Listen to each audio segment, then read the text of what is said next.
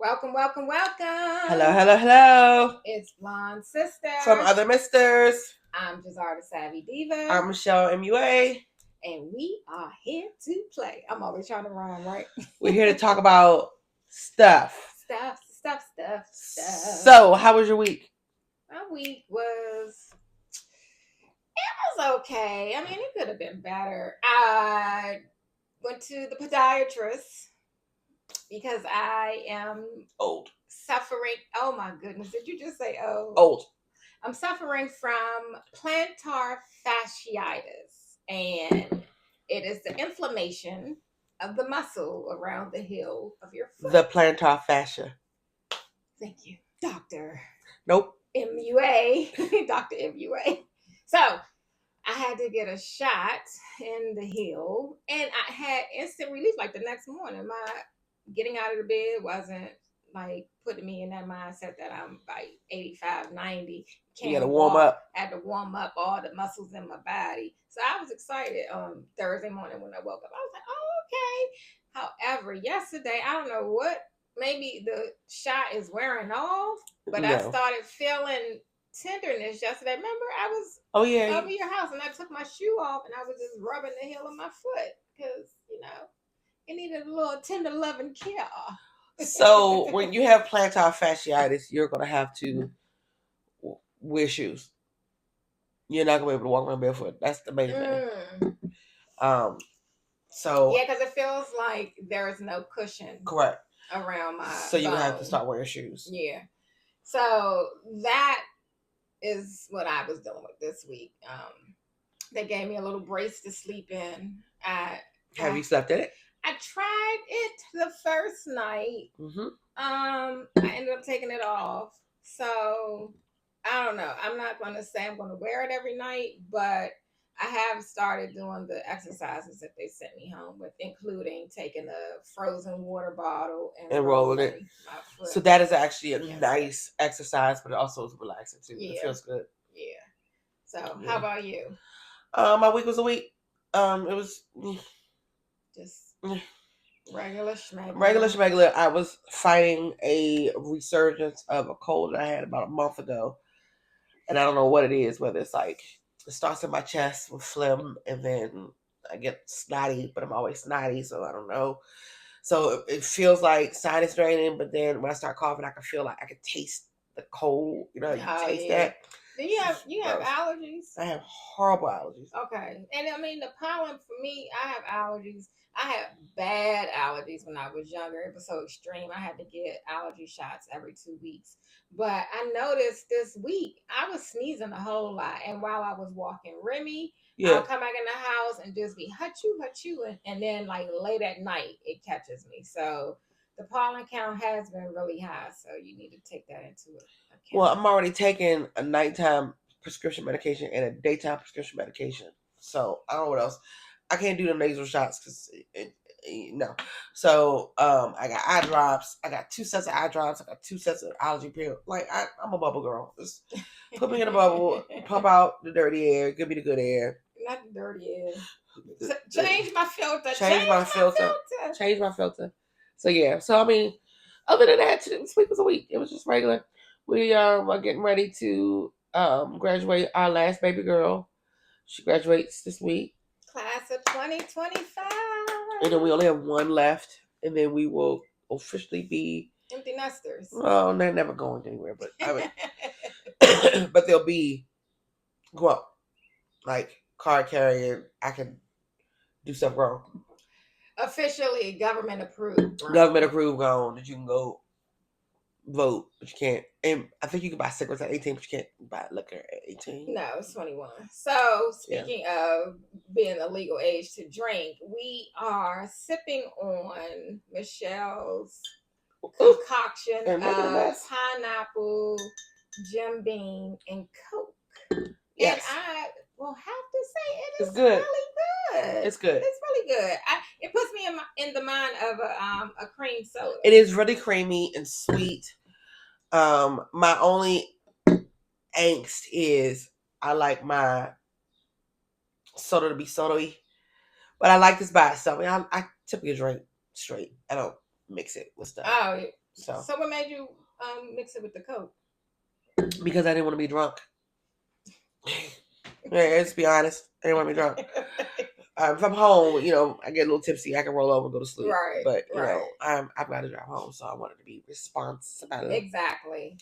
Be So responsible. yeah, so being responsible. Plus, we have good old barbecue goodies at home to devour.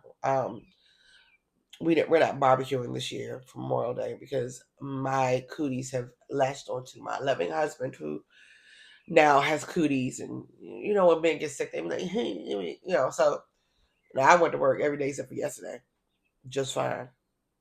It just caught up with me. My body was tired. Yeah. But I when I tend to get sick, I tend to go to work. Which is crazy because she texted me and said she wasn't feeling well, and then the next day you say you were at work, and I'm like, how you at work? Well, because I was off, so I did bedside Baptist instead of going to church, and then I was like, let me lay around and sit in, let me lay around in the bed and rest. And so I felt like that got me better. And then I think what did it was I worked open and close on Friday.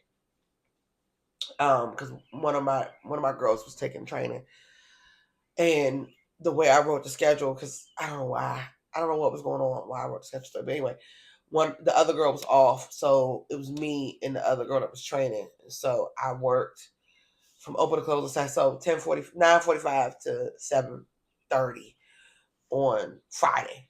And so Saturday I was only supposed to work like a cute little 6-hour shift, but my body was like, nah, lay down. Go home. Go and stay home. Stay in the Shut it bed. down, especially for the 4-day weekend. Is it called 3-day weekend? 4-day weekend. 3-day. 3-day. 3-day weekend. Where I get 4 days? Well, I don't know because I got to work tomorrow. But I'm typically off on Sundays, and so I was off yesterday. I rested yesterday. I didn't do a whole lot of anything. I just like laid around and relaxed. And today we went to church, and we're here doing this, and then we're going back home and continue to rest, and then tomorrow should be good. It's time and a half day. Okay. Yeah. Yeah. So as we both said, this week has been up and down, mellow. Mellow as it can be with the man that's on Pennsylvania Avenue destroying the country. Well, child, the 3-day weekend has brought us to celebrating Memorial Day. Yes, absolutely. Which is tomorrow. So we can wear white. Wear white. And I was looking at some white jeans yesterday. So what kind of, did you ever have any special Memorial Day holiday weekend memories that you want to talk about, or like what traditions did your family practice during that 3-day weekend? So typically, my family didn't have any. My mother and father were the traditionals. So any kind of 3-day holiday, that was an extra day for my mother to sleep. And so, it was shut up, Michelle time. So when I got to be a little bit older and I could like pull people together, I would be like, come on, we're gonna barbecue. And so my father's sister lived in Wheaton. We lived in Silver Spring. So I would call her up like, come on, we're gonna barbecue, bring some hot dogs. And I call my grandmother, we're gonna barbecue, bring some potato salad. And I call somebody else and we're gonna barbecue. And so my parents had no idea we was having a barbecue until all these people showed up. But these are the people that show up anyway. But my parents' house and my house, I try to make my house this way. My parents' house was the house to go hang out at. So you just showed up. People had keys. Our house is right on the cusp of the DC Maryland line. So if you were having to go to the bathroom, you go to stop at the house. Mm-hmm. And we had a downstairs bathroom for people to stop at. And that's what people did. Stop, go to the bathroom, say, hey, have a drink, maybe a puff of a little piece of, grass. And then, go on about their way. So that was my parents' house because they, it was right there on the street. So you literally pull up, walk in the door, go to the bathroom. My grandmother a lot of times couldn't make it home because she'd have to park her car in the garage, ride the elevator up, and then ride a separate set of elevators. And then, because she couldn't just ride up she had to ride up to the lobby and then go through the lobby to, you mean the pictures of. So, Singing the PP dance. singing PP The dance. But song. that was the thing. So my parents' house, I'll say how to say, my parents' house was the no frills, everybody come in and hang out house. My mother's favorite place was her bed. Yep. Which is actually my favorite place too. Mine lately. Yep. And my husband says, "Oh, you need to." It's something about it now. Like, and I was thinking about this the other day because I've been trying to find my creative voice again. Yes. And so I was like, why am I so attached to my bed? Like, I don't remember ever feeling so attached to it. Oh, I love my bed. My bed is a favorite place to be. I want to watch TV in it. I want to eat in it. Yeah, just roll color in the bed. So, but I mean, my favorite thing. I'm sure I've said it before. My favorite thing to do in the bed is to watch my 600-pound life. Oh my goodness. And eat. That's a whole nother episode. Favorite thing. Because we send each other the snippets. Oh my gosh. Oh my gosh. Wash, rinse, dry. I'll never forget that. So I'm sorry. So anywho, so I would just pull people together and they realized what I was doing. So they would just come over to my parents' house. My father had built this in the backyard. He had built this grill with cement and bricks. So he had a really nice grill. And we would just throw food on the grill and, just like barbecue. My mother always had like pickled like peppers and like she liked to make pickled string beans. So, we pour that out and then somebody would throw in some coleslaw. They would stop at the Giant. Giant used to have some really good potato salad and coleslaw. Yeah. So my grandmother would go and pick that because my grandmother, she cooked good. My mama's mama, she cooked good. If you wasn't giving her that strong D, she wasn't pulling out no food. She could cook, like she could throw down, but that was. She's like, I'm a stop past 9 and go give me something. But let me tell you, my grandmother could burn, and she could cook, and she could gourmet meals and could cook. But she was like, fuck it, I ain't doing that. And then she's a lady after my own heart because I can cook, but that doesn't mean I want to. Anyway, so that's what we would do for Memorial Day, and just like hang out and like barbecue and talk trash. Or somebody bring some beer, and then my father always had Hennessy. And the grass or the holy leaf. So that's what we did. But that was one of the things that I loved about a 3-day weekend is my little only child self could pull all the family together and we could go do that. What did you do? So while you were talking, I was just like thinking about the conversation we had yesterday when Michelle always has a great story about her relatives, past and present. And so she comes from a big family. Myself, I have on my mother's side, her family is really small. So my father's side is big, but I wasn't really considered really close to that side of the family. Yeah. So I don't have those type of stories to share like about my grandmother, like my mother's mother and my father's mother and now my grandfather, he was the only, my mother's father was the only grandparent that I did have a relationship with because he was the only surviving grandparent out of, my mother and my father. And then I took it really hard when he passed away back in 2009. And it was just, I don't know. I really appreciate when we sit down and we have these episodes. Everything does lead back to your past memories with your family, past and present. And so when Michelle was talking, it just made me think about my recently passed stepfather, Otis. I call him Pop Pop. And I just remember when him and my mother started dating, I was like 13. And so those are my fondest memories of Memorial Day. It was like the start of the summer season. We would go to the wharf. We would go get a bunch of crabs, scallops, shrimp. He'll come back and fish. He'll come back. Casey would, put her little seasonings and throw in. Casey can put her foot in anything. And so, and Otis would just cut the fish up, season it, and then, but Casey was the one that would cook everything. Like she was frying the fish and dropping the shrimp and the crabs, and I remember him pouring the beer in the big old crab pot, and the crabs trying to claw their way out, and you're like, oh, you better get back down there because I can't wait to sink my teeth in that meat. Okay, anyway. Yes. Y'all know how I am about my crab legs. So those are my fondest memories of Memorial Day. And I look forward to it every year because it was like the kickoff season to really be outside in the summer, eating crabs, going to cookouts.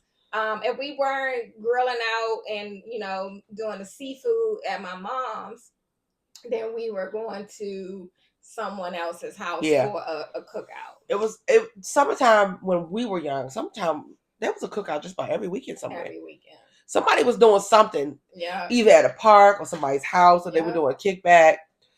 And the great thing about cookouts, our generation, you go to the store and pick a pack of hot dogs up and pack a buns and go to cookout, and everybody, bring together the potluck, and like somebody might have this, somebody might have that, and we would just have a good time. I don't recall anybody actually spending like tons of money all at one time. No. Or one person hosting like traditionally all the time. Like, that was just a thing. Like, I grab a couple pack of hot dogs, couple pack of hamburger patties. Even though my mother was boozy and she didn't want to do hamburger patties. My mother would make it. Yeah, my mother would make it. She would put it in a little press, and then we would take them wherever we were. So my mother never liked the press. My mother would always put them together, and then we would put them on. But then, when mama burgers be mama burgers, they be all swole. With the big old thick onion sticking out. That's all right. It was good. But no, so my mother never put my mother never put onions in the burger. She always put onions on the burger. So like we always, and that's kind of how I cook when I cook steak and burgers. I don't cook my meat. That's interesting you said it. So I do remember like when my mother would mix up with the ground beef. Now back then I did eat beef. I stopped eating beef and pork when I was like 18. So I just remember being in the kitchen with her, and she would chop up the onions, chop up the green pepper, and then grind everything up and with the seasoning, and then she would be smacking it. Then she got the little the press. The little press thing, so she would press them down, and then it was like this the freezer organizer set that she would put them in, and it would press down for her, and she would just store it in the freezer. So I don't know. I love those memories. Yeah. See, like now, I'm like, is that turkey or beef? People be annoyed. We never actually asked. We were just like, can I have a hot dog? I'm saying when I turned 18, and then we were going to other people's house, I was the one saying, excuse me, is that beef? Is that pork? Do you have any chicken? Do you have? And people weren't really. Of course, this is the one that will go order chicken at a seafood restaurant. People weren't really making turkey burgers back then. No, they weren't. So, like, I was like, okay, I guess I'm just going to eat this fried fish over here or this chicken wings. I'm not getting nothing off of the grill because 9 times out of 10 it was pork or beef. So.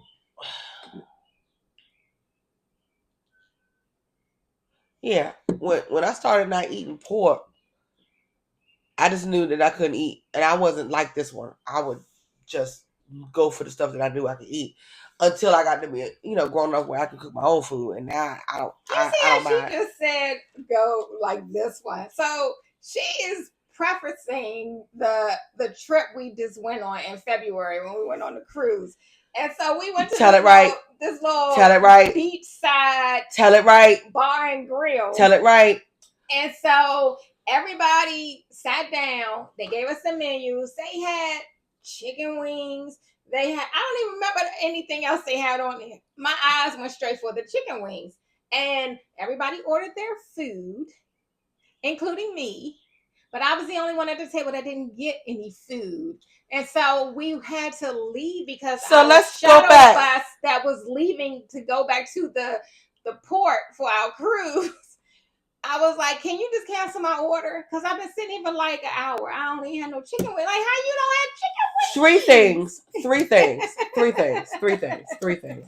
First thing, the young lady who was our tour guide on the tour bus said, if you're going to go to a restaurant, it's not like your restaurants in America. Everything is cooked to I don't order. think I heard that message. What was I So doing? if you buy something that's going to take a long time to cook, go on and get it early. Who would think that chicken wings would take? Well, when you are at a seaside restaurant that specializes in seafood, they got some frozen chicken wings in the freezer. So somebody had to pull them chicken wings out. They probably had to put it in water. They probably was like, we're not doing that shit today. She the only one that ordered it. So this bitch ordered chicken wing. We're not doing that shit today. And you know, when you go to a West Indian restaurant, if the auntie is not mean, you know the food is not gonna be good. The girl took our orders and disappeared. We didn't see her ass again until she brought our plates. We were like, can we get a drink? Like, can we get some water? Or anyway. Everybody else at the table ordered some kind of seafood or a traditional West Indian dish. And this heifer ordered some fucking chicken wings. Because I didn't want and then she's going to lie and say nobody shared her food with them.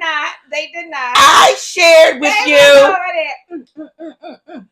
I got. Just the talking.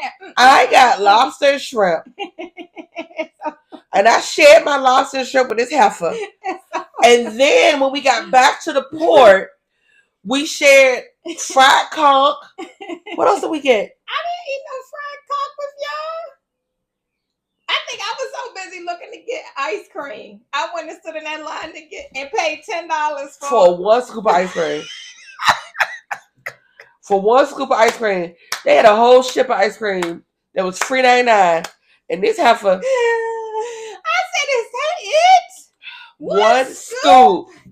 And so, but the lady behind the counter, she said something to the dude, and so he added like a little half a scoop to it.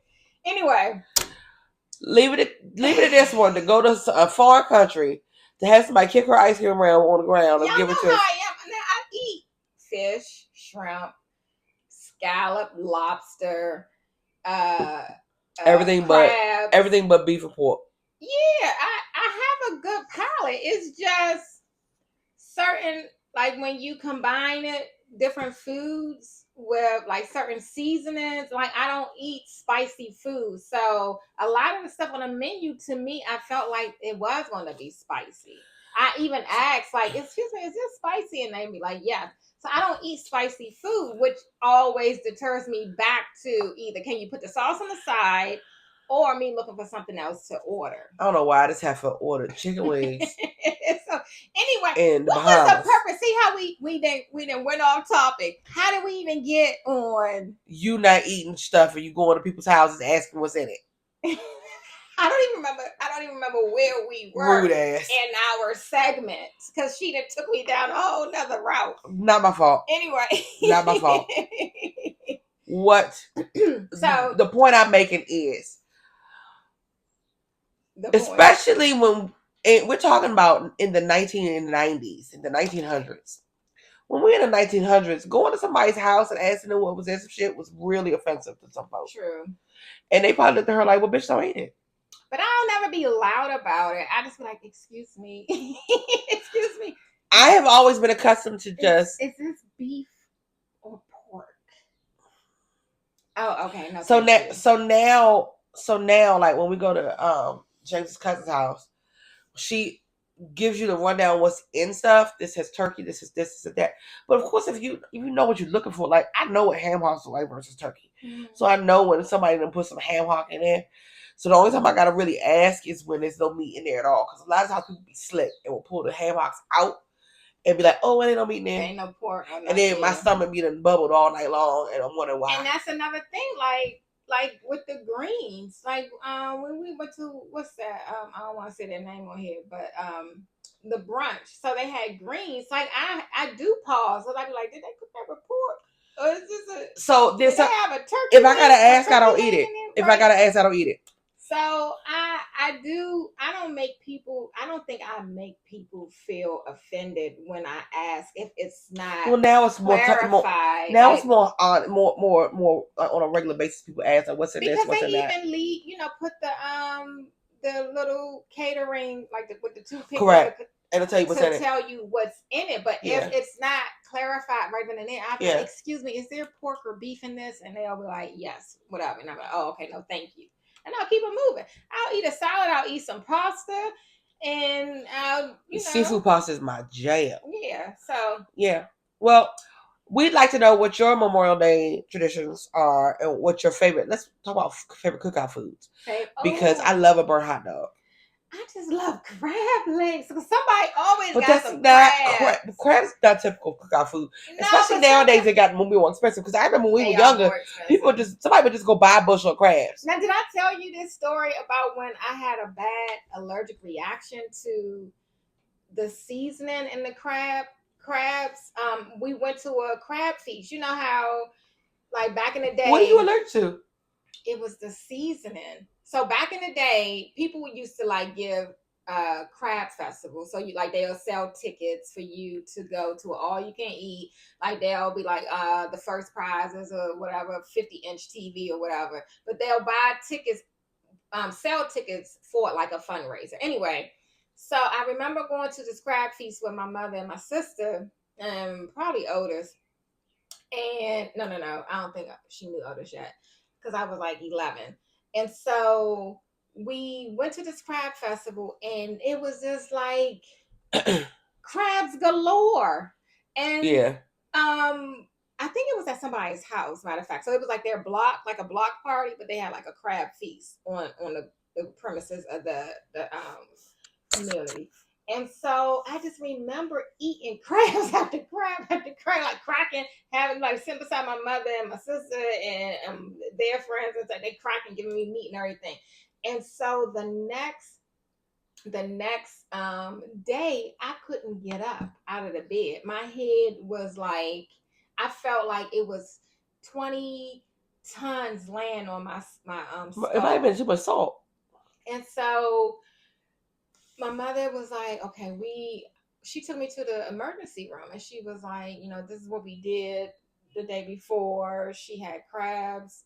We went to this crab feast, and they came back and was like, I was allergic to the seasoning. It was so much, but I remember like my head was hurting so bad, and it was like the worst migraine, the worst. Like, I had to lay in the bed in the complete darkness with the cold rag over my head before my mother took me to. What did they give you? Benadryl? I don't know what they gave me. I mean, because like I was 11. I remember I was 11 because it was before, you know, um, Otis came into our lives. So my mother met him at 13 when I was 13. Mm-hmm. So yeah. Anyway, that was like my worst experience, but that didn't stop me because after they got me together, I was like ready for the next round of crabs, and like somebody cracked this meat open for me. So you wouldn't have ate because we didn't do that. So my great grandmother was a professional crab picker. That's one of the conversations we was having last night. And I remember she taught all of us how to crack crabs because one, it's it's a sport, but two, she was like, I'm not cracking this shit for you. Right. But see, and this is the conversation me and Michelle had yesterday was about my preference for crab legs Over blue crabs. Yeah. I prefer blue crabs. And my thing is, I don't know, I think I have PTSD from like digging into the crabs and cutting your finger, and well, if then you know what you're doing, you don't do that. No. But then by the time you open it up, you're only getting like this little bit of meat, right? And so you're trying to stack all your meat to the side because you don't want to eat it every time you crack it open. So that's your problem. Putting it to the side. You're supposed to eat as you go. But then you like got it open. I've opened 50 crabs, and this is all I got out of it. Well, because somebody probably was taking the handfuls off. So when my kids were little, because my great grandmother taught me how to crack, I knew how to crack fast.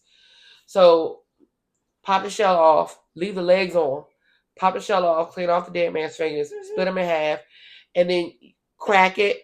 And as you pull the big pieces of shell off the sides, when you pull off the leg will have meat on it. Sometimes. So all the time you do right. So I would give like those little last legs, not the claw legs, but the other ones, I don't know what they're called. The bigger ones. The bigger ones, the bigger fat legs on the bottom, those have the best meat. Yeah. So I don't know. I mean, I know how to crack them too. Like it was a sport. Like if you pulled up to the table at your family's house and everybody's eating crabs, you better know how to open your crab. So you're watching your family as you're trying to master this skill. So I definitely know how to crack open crabs. It's just the thrill of you opening up and it's just like this little bit of meat, right? And so but that little bit of meat is delicioso. But I think my PTSD comes from that allergic reaction. Possibly.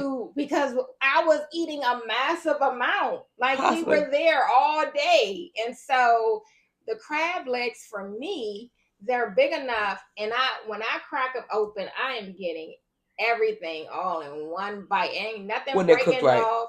Ain't nothing messing up, being lost in the other side of the shell. So I could kick it and eat like 3-4 dozen of those versus like the same equivalent amount of meat for 3 dozen of regular size king crab legs versus 100 actual crabs that you done cracked open in that 3-4 hour time frame. Well, I will admit I do get tired before I get full with crabs. Exactly. But that's why you eat other things like when French you fries, so chicken wings. So I love oysters and shrimp. I don't like scallops, but oysters and shrimp. And then we'll like do potatoes and corn, sausage. Yeah, but I don't eat the sausage. But potatoes and corn and like what else goes in there? Potatoes and corn, boiled eggs. Like that's the new thing now. And at my little favorite crab boil spot, they put broccoli in the bags now. Yeah, I was like, broccoli? I don't want no broccoli. Anyway. I can imagine that would be good though. I mean, I didn't get it. I love it's an option. Yeah. Right? Well, sometimes somebody wants a little roughage up in there. Anyway, what do you like in your seafood boil? Crab boil. You know, we from the DMV and we love a blue crab here. Listen, I'm thinking about how I'm going to put together a nice little budget for next weekend. Oh, Lord. So, let us know. There's our studio audience. All this time, y'all must have thought that somebody was not in the studio, but of course she is. Thank you, Remy. Thank you for adding to our topic. Yes, thank you. So moving on. What's next? Supposing. Oh no! You're crazy ass. Oh, crazy ass news. We gotta get our sound effects. We somebody should donate so we can have some sound effects. A button or something. Donate button. So look at here. I don't know if y'all know about this Annabelle doll baby that has been touring and now she is in Louisiana. Like, why would you take her to the French Quarter? Anyway, here we go. Internet panics over rumors that haunted Annabelle doll is missing. So, Annabelle was that haunted doll that they made movies about. I didn't never see any of the movies. The movies are absolutely frightening. And so, the original owners of Annabelle, when they died, they had listed all the ways to keep Annabelle in her spots. She was not supposed to leave her no glass case. They had holy water and all kind of stuff to keep her in there, to keep her like powerful in there. I'm sorry. You said they had like holy water around her encasing? See, yeah. So now you take her. Oh my gosh. This is we get into the meat of our episode. So now you take her to Louisiana, where there are nothing but spirits. They about to unleash something we don't even want them to unleash. So here's the crazy ass news. The main thing about Annabelle, there's a lady who has a spirit shop next to where Annabelle was being displayed. She said that joker was 20 degrees inside. They had to wear coats inside. It's Louisiana. Whereas New Orleans is hot. Yes. So she said the lights were flickering, all kinds of stuff was happening because Annabelle came back. They didn't conjure up something. Now people are saying that Annabelle's presence is what made that building burn down in New Orleans. Maybe someone could bring her to a place in the District of Columbia or close by where she could do her thing. I don't know. Anywho, so here is my crazy ass news. The infamous Annabelle doll, believed by some to be haunted, sparked panic online this week after social media users claimed it had gone missing during a paranormal tour in the U.S. The doll, linked by conspiracy theorists to a series of fires in New Orleans this month, was reportedly not visible to visitors in a recent stop, fueling wild speculation. The rumors gained momentum after a fire broke out in historic Naughty Way resort in Louisiana. Though officials confirmed there was no injuries and dismissed any supernatural connection, many online pointed to Annabelle's presence in the state at the time. The doll, housed in the Warren's Occult Museum in Connecticut and known for its ties to the paranormal investigators Ed and Lorraine Warren, had been on tour across the United States where visitors claimed they couldn't find it on display. Speculations quickly snowballed. Oh my gosh. What do you mean? Annabelle, the doll, is gone missing? Who the fuck lost her? Says one viral repost on X. They really moved the Annabelle doll out of the Warren's Museum after they specifically said never to move.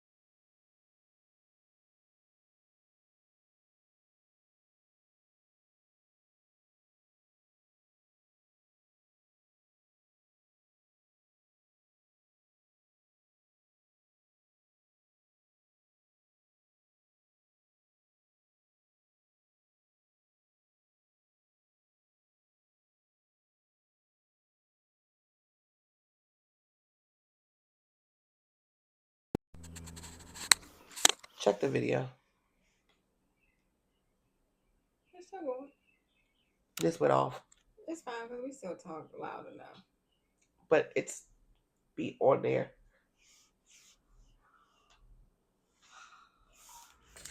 They really moved Annabelle out of the Warren's Museum after they specifically said never to move it, said another.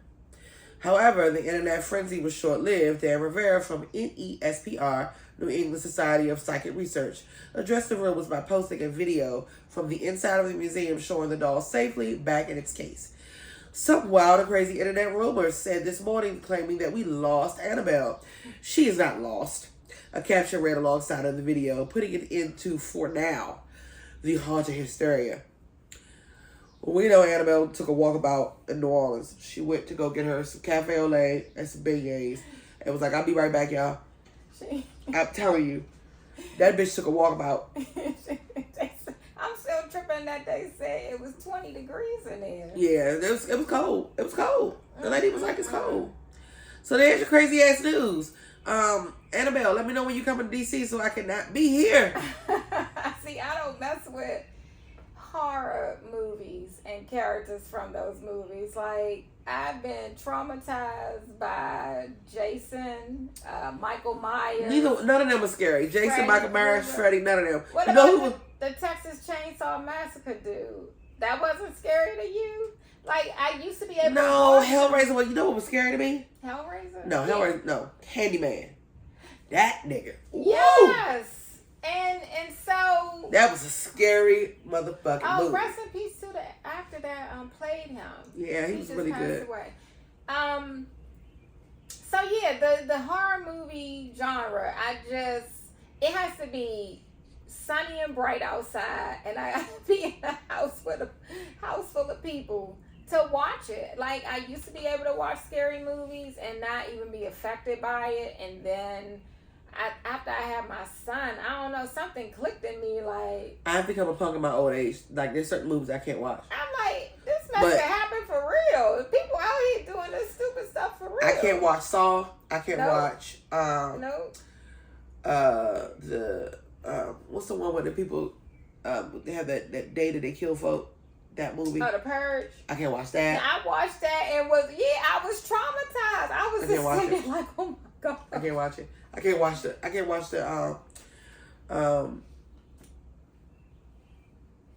one everybody's watching now, The Handmaid's Tale. I could be living that. I can't watch that. Yeah, that's my show though. I haven't. I'm trying to just wait till the season finishes out, because this is their series finale, and so they're gonna break off and do a new series. Yeah, they're gonna have a different. Are they gonna get free? Hopefully, I only watched like maybe 4 episodes of this new season, and then I just said, you know what, I'm gonna stop, because I know I just want to need to watch it's gonna come to an end. So I just want to watch them all at once. So. I want to watch the end. It's gonna take me to the end. Take you to the end. Take me to the end. Take me to the king. Take you to the king. Okay. All right. Okay. So this week's supposing, I'm gonna pose a question. No. You know how I do. My hypotheticals and supposings all in one. So I was thinking, this past week, I'm very proud of myself. I've started this new routine of getting back into finding my creative voice and actually writing for myself, not for someone else. And so I was jotting down some ideas, and it came to me, this idea, this question actually. It was, if you found out you only had 5,000 words left to speak ever in life, like you will never be able to echo a word out of your mouth, what would you do? What would you use those 5,000 words for, and how would you budget your 5,000? I would tell all of my family members that I love them. Everything I said, I would record. And then I would train AI to get my voice, so I could type what I had to say in my voice. But there's a few catchphrases that I would just record and have them ready to go. Yeah. So now that you say that, so in my mind, because I have this crazy writing mind, I don't know if my question necessarily considered like our AI technology. Probably not, because I always thought the Lulu. So I was thinking, because I feel like that's kind of cheating. You're going to record your voice. Yeah, because I can talk later.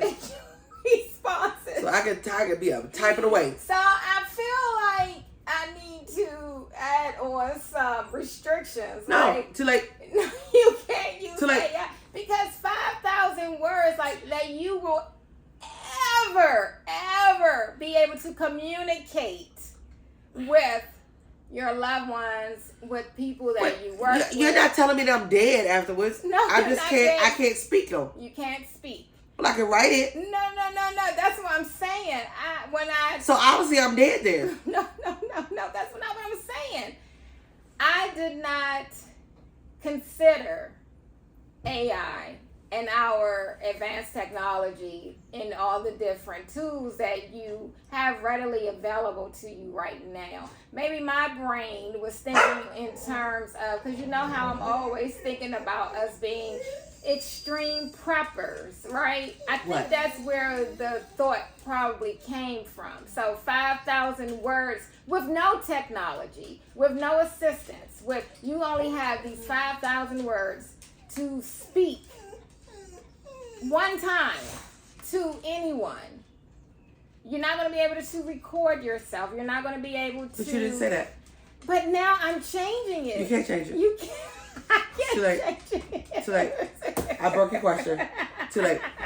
I broke it. I'm going to have to Nope, I broke it. Consider. Nope, I broke the question. The question another time when she forgets like this whole conversation. I won't forget. I promise. Because it's on the television. Because I just did not think that she would cheat like that. How am I cheating? You didn't give me any parameters. Because Well, you answer the question. What would you say with your 5,000 words? You probably write some signs. I would. Here's your sign. I definitely would tell my family and friends, you know, and probably 150 words a piece. How I feel, how I love them, and something that I might want them to, like, on a personal level, know individually. So probably I would roughly use about 150 words of maybe 10 people in my life right now. That's more than $5. That's not more than 5,000. You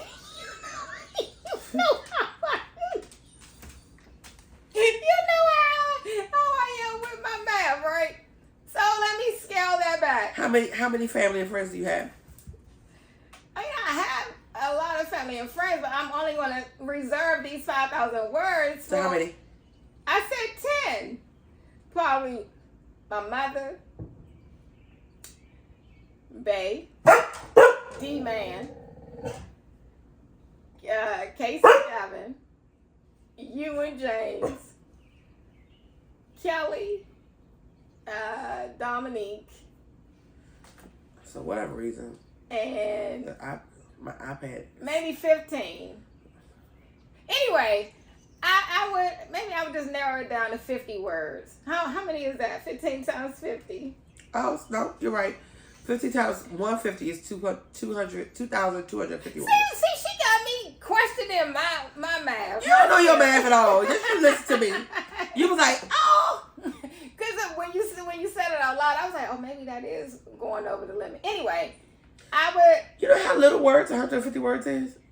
I know, and I'm looking in my mind. I can see it visually. It would be like a little small paragraph. Yeah, and I would. You know, I'm a wordsmith. I will loop everything I need to say to you. I could do that in 150 words. I could do that. No, you can't. I can. No, you can't. We can't loop 150 words in this episode. Because that's not fair. What is? No. You try to change shit all the way. You try to change it in the middle. I didn't say this episode. I'm gonna change it. You can't do that. Scale because I'm such a great writer. I can scale down what I need to say in 150 words to everyone that I love. Okay. So after that, I would probably be writing on paper because that's not using technology. I would just have. Well, why can't you use technology? Like you're making shit hard. No, I said I didn't consider. If you would have said you would have made some index cards, I might not have overthought. First of all, I can't spell The whole process. So I can't do that. You can't count. I can't spell together. We're dyslexic. And then this includes like going to order food. This includes, if you got pulled over. This includes if you need to run up on somebody. Like, I gotta run up on you. I ain't got nothing to say. And this includes getting your hair done, getting your nails done. Like, you're very limited. I would be saying like one word to everybody. Make my own language up. Anyway, that's not the parameter. Now here she go making up languages and grunts. Think about it. I didn't say. I said. Ooh. No. I'm saying I would make up my own system of what my word means to certain people. Anyway, what would you do with your last 5,000 words? 5,000 words. This means you can't train an AI. And there's no expiration date. It's just once you hit that 5,000 mark, that's it. I probably would cuss somebody out driving and use my 5,000 words and they realize that's like where the hard work comes in. You have to start. You have to really be intentional. That is it. We are trying to be intentional with our actions and words. Let us know what you think. What would you say with your 5,000 words? 5,000 words. Hit us up below. And See you next time. Holla. Where do we go?